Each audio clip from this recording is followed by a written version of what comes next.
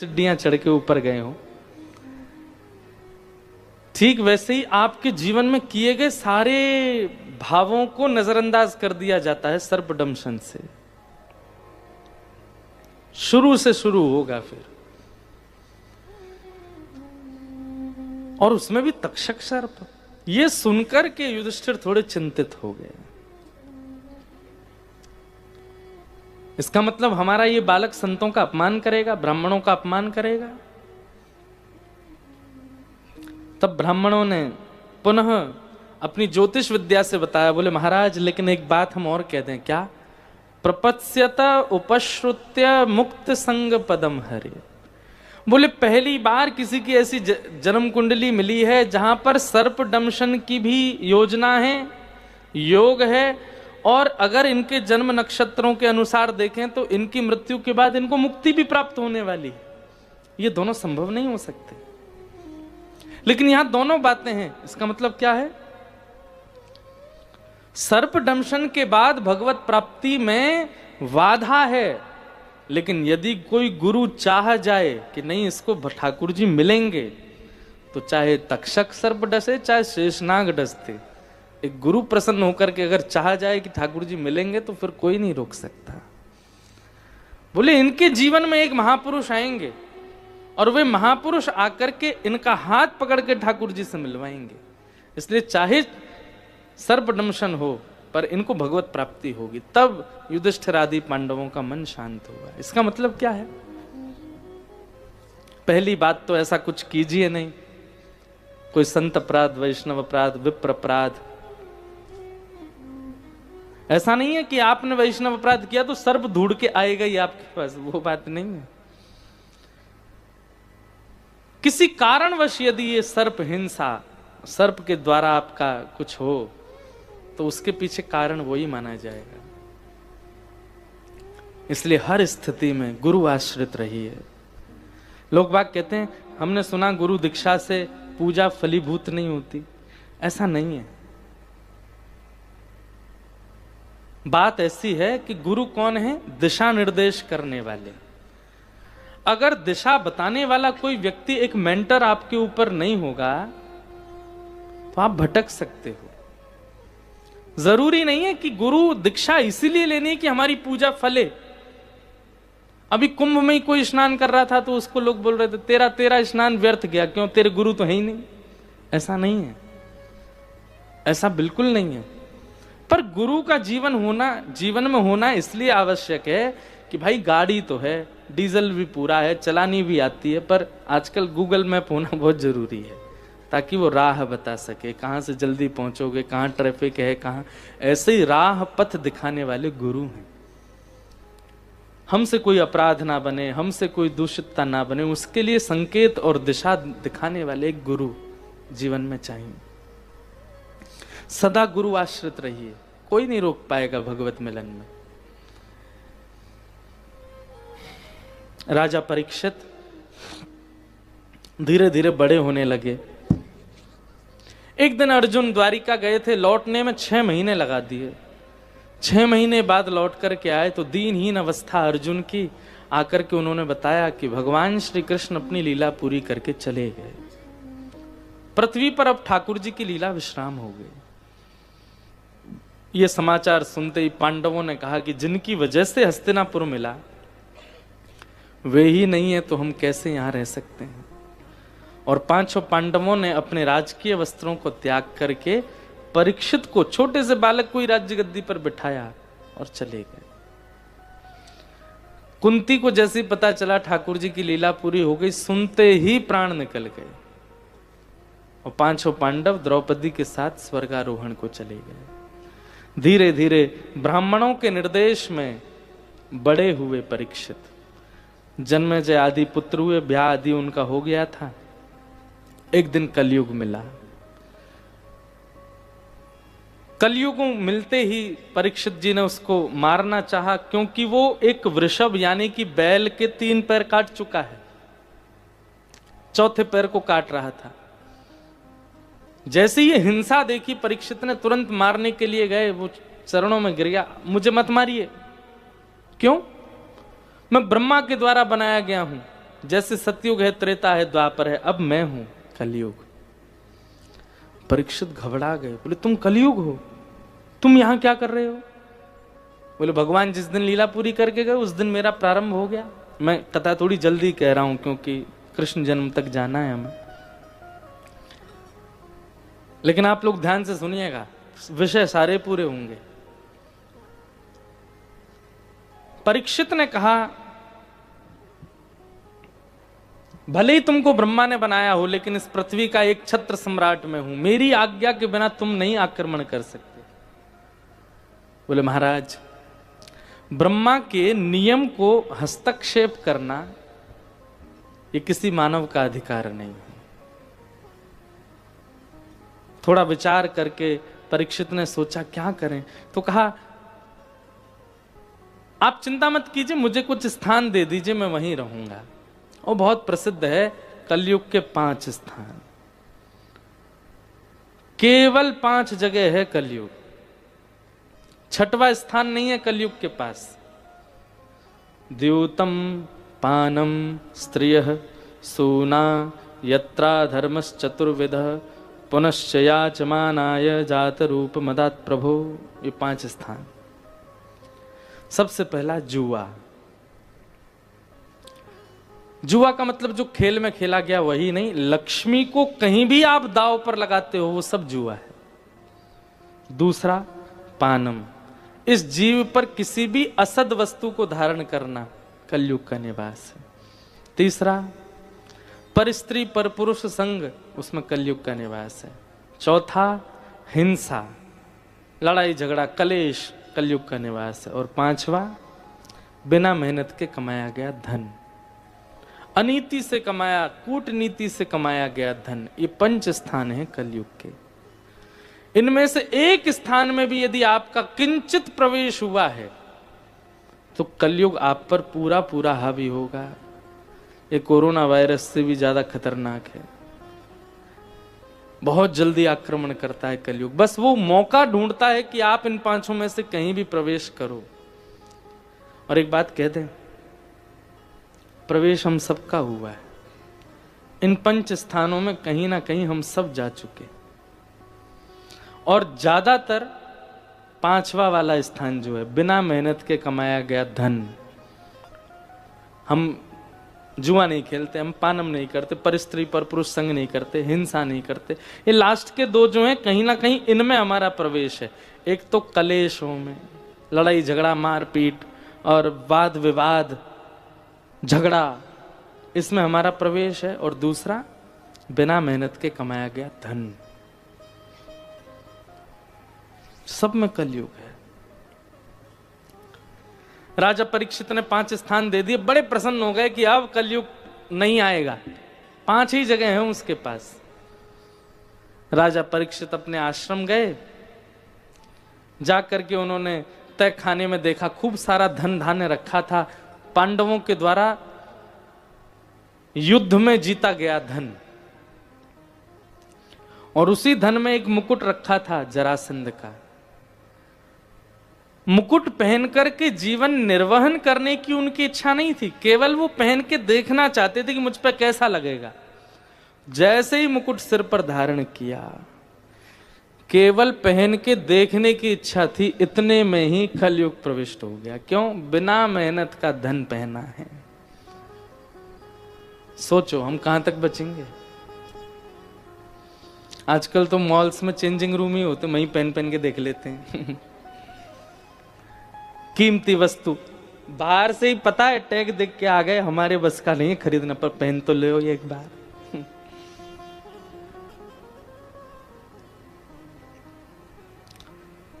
मुफ्त की वस्तुओं के सेवन पर जहां आपका श्रम नहीं है, कहीं ना कहीं वहां कलयुग का निवास है।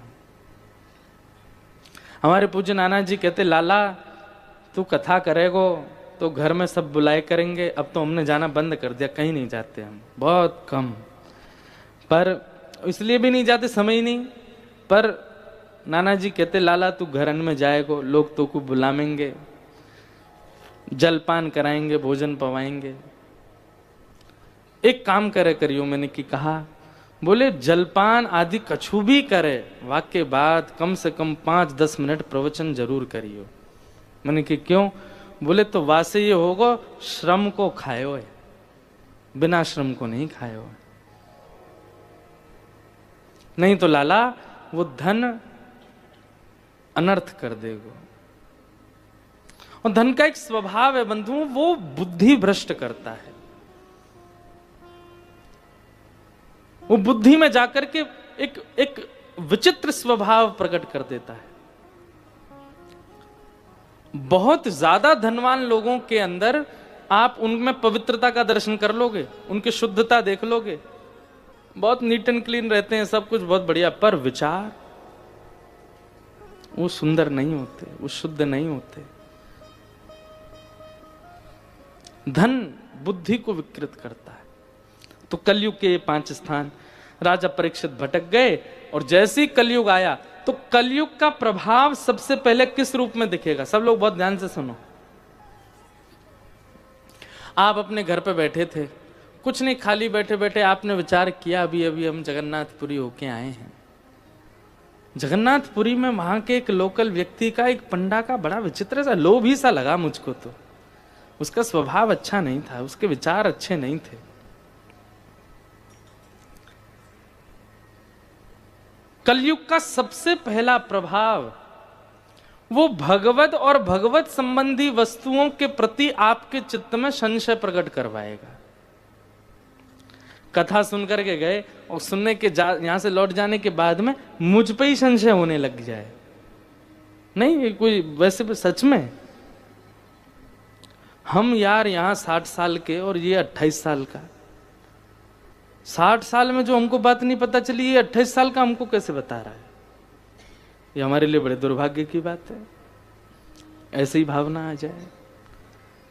ये कलयुग का प्रभाव है। वो आपको सुधारने वाले, संवारने वाले, कहीं ना कहीं व्यवस्थित करने वाले व्यक्तियों के प्रति आपके चित्त में संशय प्रकट करवाएगा। माता पिता आपको रोकते हैं, टोकते हैं, सही बात बताते हैं, और आधी रात में आप क्या सोचने लग गए? क्या बताएं, पुराने विचार वाले हैं ना हमारे माता जी, क्या उनको क्या पता कैसे अब जीवन होता है, कैसी लाइफस्टाइल होती है। हमको रोकती रहती हैं, टोकती रहती हैं, कुछ जानती नहीं। मौन रहो, बढ़िया अपनी पढ़ाई पूरी करेंगे, शादी वादी करके हम तो फिर कहीं और सेटल हो जाएंगे। ये कलयुग का प्रभाव है। वो आपके हितैषियों को, आपके शुभ चिंतकों को, सत्संग कराने वालों को, भगवत प्रेमियों के प्रति संशय प्रकट करवाएगा।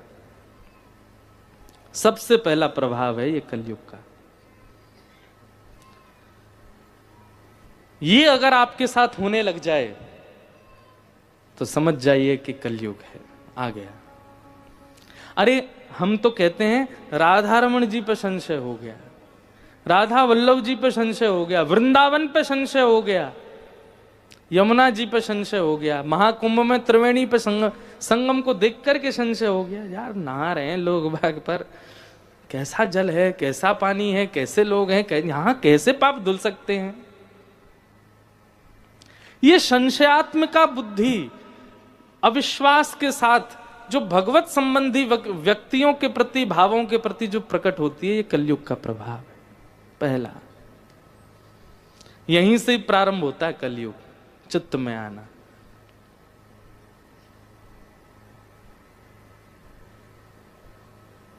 और वही हुआ राजा परीक्षित के साथ। राजा परीक्षित वन में गए थे, बहुत जोर की प्यास लगी, एक ऋषि का आश्रम दिखाई दिया। जैसे ही उस आश्रम में पहुंचे तो त्रातक समाधि में एक महात्मा बैठे थे जिनका नाम था शमिक ऋषि। त्रातक समाधि किसको कहते हैं? श्वास नहीं चलेगी, धड़कन नहीं चलेगी, नब्ज नहीं चलेगी, पर जीवित है व्यक्ति, ये त्रातक समाधि है। उसका केवल अंग बैठा है, अगर आपने स्पर्श किया तो वो गिर जाएगा, लुढ़क जाएगा, लेकिन वो मरा नहीं है, वो जीवित है, वो समाधि में है। त्रातक समाधि में शमिक ऋषि बैठे थे।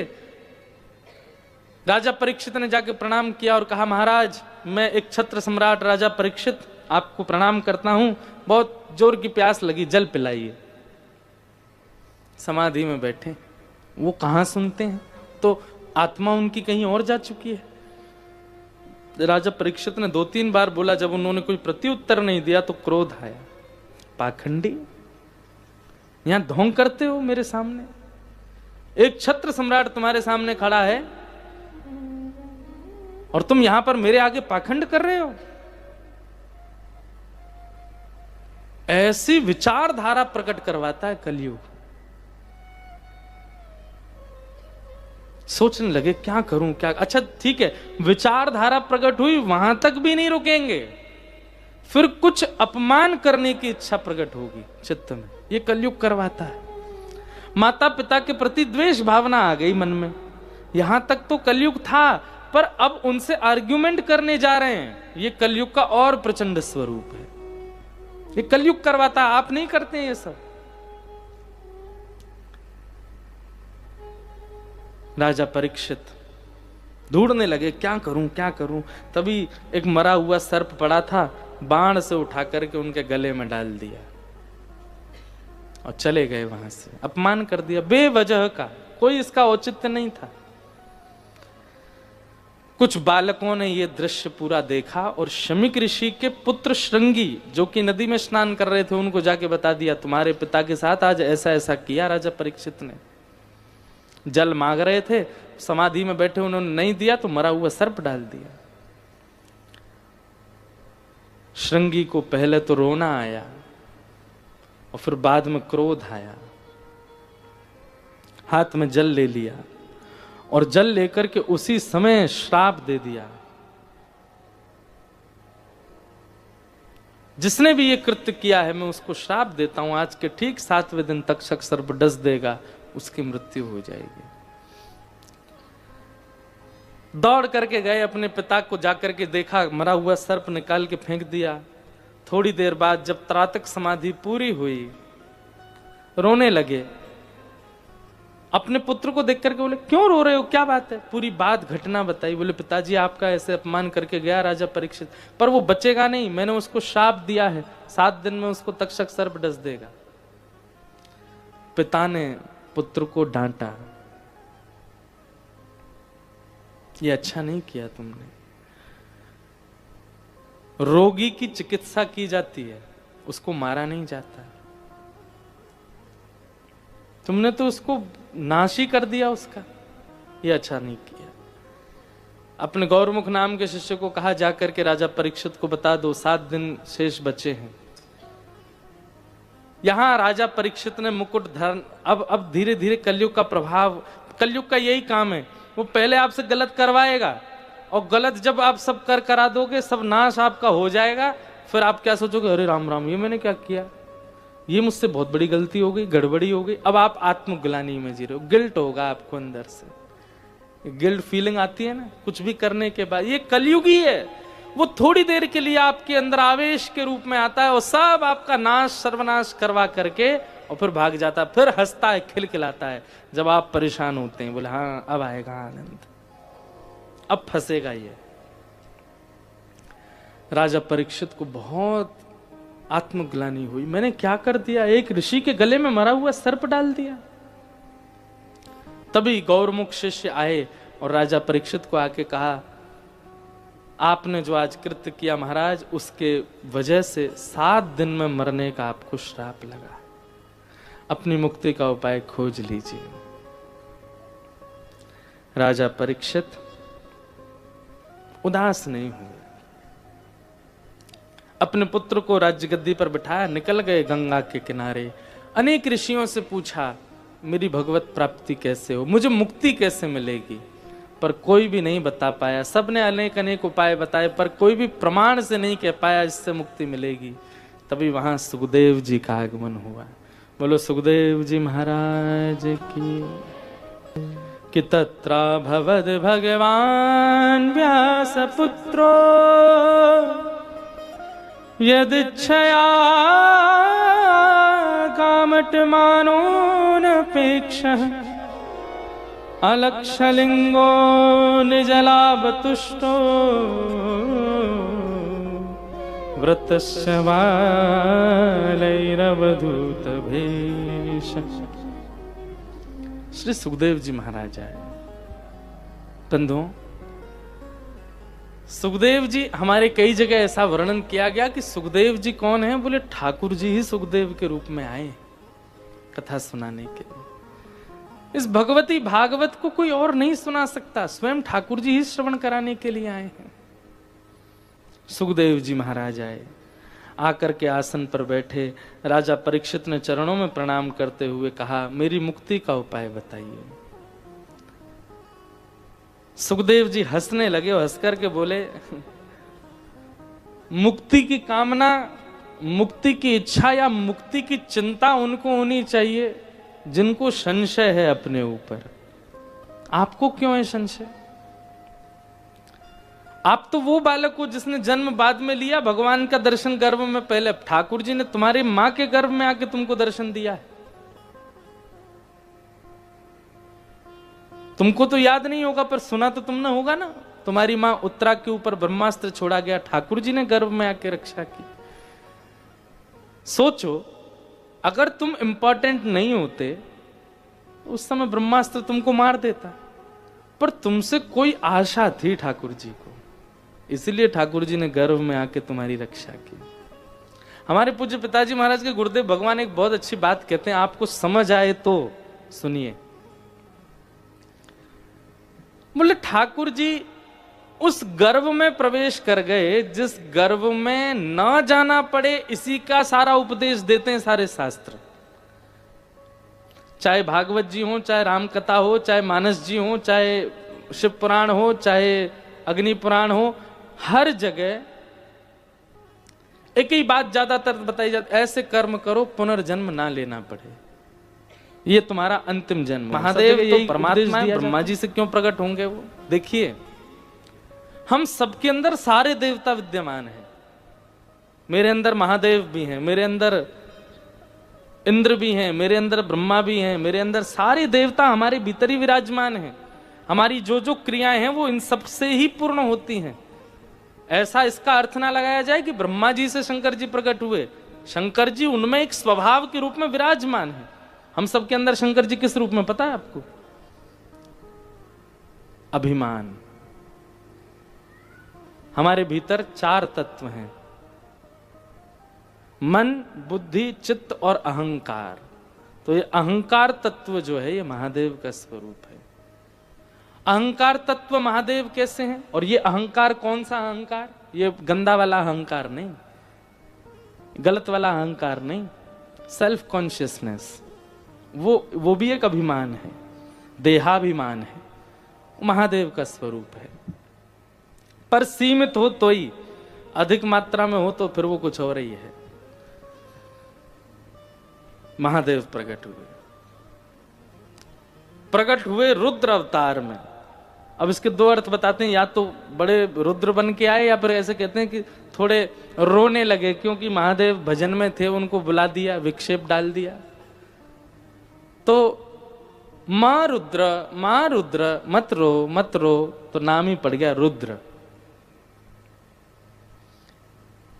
क्यों बुलाया आपने मुझको? क्या बात है पिताजी?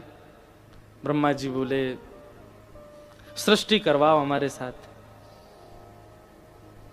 और शंकर जी बोले, हमारे बस की बात तो है नहीं।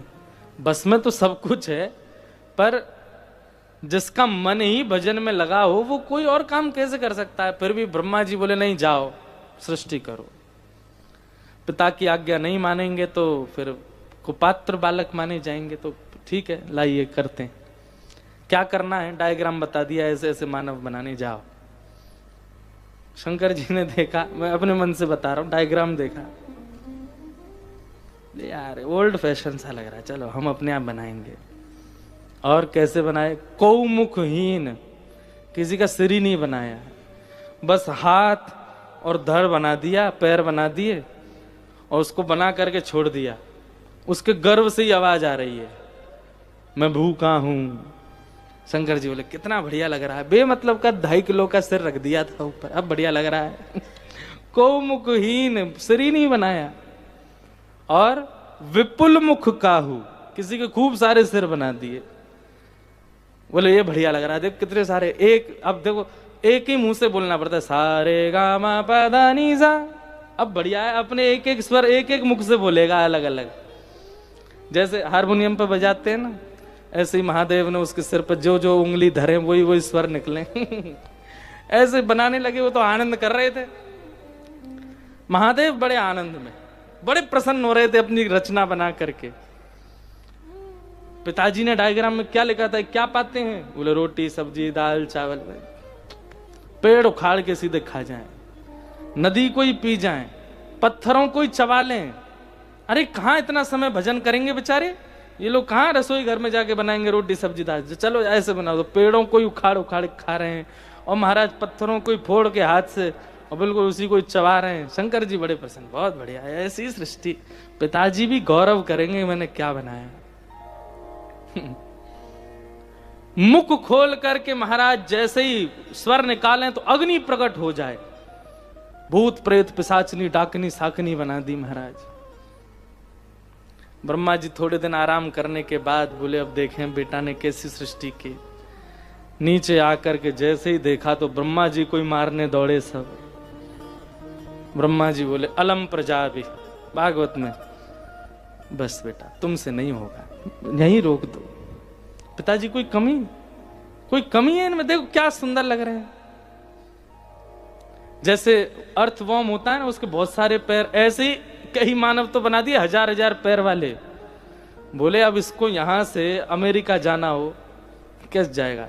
इतनी जोर से दौड़ेगा 10 मिनट में पहुंच गया, 1000 पैरों से ही दौड़ रहा है। कोई रेंगने वाले मानव बना दिया। अरे बड़ी विचित्र रचना की।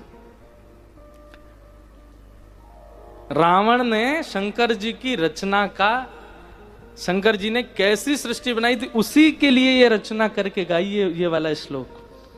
यस्यास्ते ड्राट ड्राट डुट डुट मम लम टम टम टम टम टम डम शम डुडम शम डुही डुही चकतम भूपके भूपनालम तैलम तैलम तो तैलम खुकु खुकु खुकु ख्वांग खुख्वांग ख्वांग खुख्वांग ख्वांग यस्यास्ते ध्यानते वसति से सकलम पातुनो चंद्रचूड़।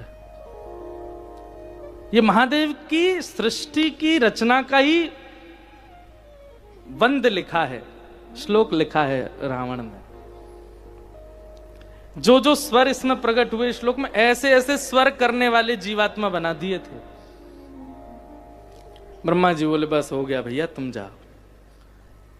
शंकर जी बोले कहां जाएं? बोले उत्तर दिशा में चले जाओ। शंकर जी जाने लगे। बोले पिताजी हम तो कहना ही चाहते थे, हमसे मत करवा, हम भजन करने वाले व्यक्ति। शंकर जी जाने लगे। ब्रह्मा जी बोले अकेले क्यों जा रहे हो, उनको भी लेके जाओ, सब संगे ही रखो वहां पे ऊपर ही। और शंकर जी बोले आओ भाई लोगों, सब लोग चलेंगे, एकांत में रहेंगे। और नमः पार्वती पतये हर हर महादेव। बड़े भोले देव है महादेव। सबको लेकर के चले गए, हिमालय पर रहने लगे। ब्रह्मा जी की चिंता बढ़ी, सृष्टि कैसे होगी। तब ब्रह्मा जी ने अपने देह को ही 2 हिस्सों में परिवर्तित कर दिया और सबसे पहले मानव पृथ्वी के बनाए स्वयंभू मनु। दाहिने अंग से स्वयंभू मनु प्रकट हुए, बाम अंग से सतरूपा। अच्छा, पुरुष तो पहले भी बन चुके हैं, पर स्त्री पहली कौन है? सतरूपा। अब कई लोगों को अटपटी लगेगी ये बात, पर ब्रह्मा जी ने यही सोचा, बोले जितने बनाए जा रहे हैं सब भजन की ओर भाग रहे हैं, ऐसा कुछ निर्माण हो कि ये लोग कर्म की ओर भागें। भजन भी बने, कर्म भी बने। इनको कर्म करवाने की सामर्थ्य केवल एक में है, और वो है माताओं में। अगर माताएं नहीं होती तो हम सब बाबा जी होते, हम सब लोग भजनानंदी, कैलाश पे ही भीड़ होती। ये इतनी बड़ी बड़ी इंडस्ट्रीज बन रही हैं, ये कर्म कर रहे हैं, बिजनेसमैन प्रकट हो रहे हैं, क्यों? ये उन्हीं की इच्छा की पूर्ति के लिए।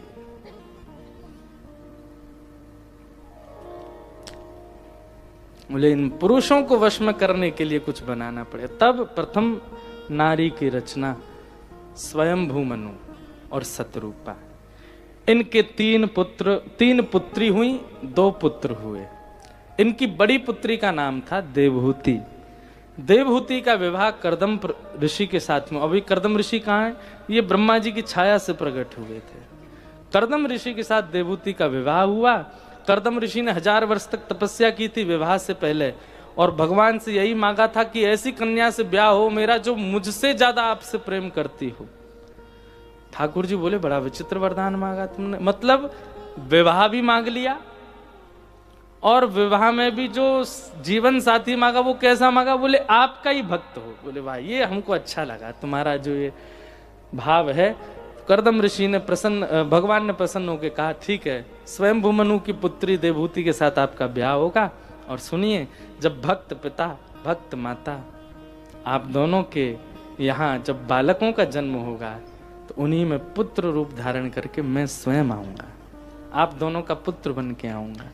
और स्वयंभू मनु देवहूति और करदम ऋषि के यहाँ भगवान कपिल रूप धारण करके आए। बोलो कपिल भगवान की जय। कपिल भगवान ने सांख्य शास्त्र का निरूपण किया, देवहूति माता के अनेक प्रश्नों के उत्तर भगवान कपिल ने यहाँ प्रदान किए। सबको हम प्रणाम मात्र करते हैं। आगे भागवत में फिर अब हम केवल क्रम कर दें क्योंकि समय भाग रहा है और अभी ठाकुर जी का जन्मोत्सव होना है। देवहूति माता ने अनेक प्रश्न किए, अनेक प्रश्नों के उत्तर में कपिल भगवान ने उत्तर दिए। आगे ध्रुव चरित्र सुनाया गया, सती चरित्र सुनाया गया। सबको प्रणाम मात्र करते हैं। कल हमने ध्रुव चरित्र का थोड़ा अंश कह दिया है। तत्पश्चात ध्रुव जी के वंश में इनके बेटा अंग, अंग के बेटा बैन, बैन के यहाँ भगवान पृथु, और पृथु महाराज ने, ये भी भगवान के अवतार हैं, पृथु अवतार। पृथु महाराज ने 100 अश्वमेध यज्ञ किए, परंतु 100वां अश्वमेध यज्ञ पूर्ण नहीं होने दे रहे थे इंद्र। कहीं यज्ञ पूर्ण हो गया तो कहीं इंद्र की पदवी ना मांग लें। इनको क्रोध आया इंद्र के ऊपर। इंद्र को नष्ट करने के लिए जैसे क्रोधित हुए, भगवान इंद्र के सहित प्रकट हो गए। अब देखो बहुत अच्छी समझने जानने योग्य बात है, सारे साधक और भक्त लोग बहुत ध्यान से सुनिएगा। 100 अश्वमेध यज्ञ कर रहे थे कौन? पृथु महाराज। 99 ही होते थे, 100वां यज्ञ पूरा नहीं होने देता था इंद्र, कोई ना कोई विघ्न डाल देता था। और जैसे विघ्न आता है तो यज्ञ का नियम है फिर शुरू से करो। 99 यज्ञ होते, 100वां पूरा नहीं हो पाता। तब क्रोध में भर के इन्होंने जब इंद्र पर क्रोध किया तो इंद्र को संग लेकर के भगवान प्रकट हो गए।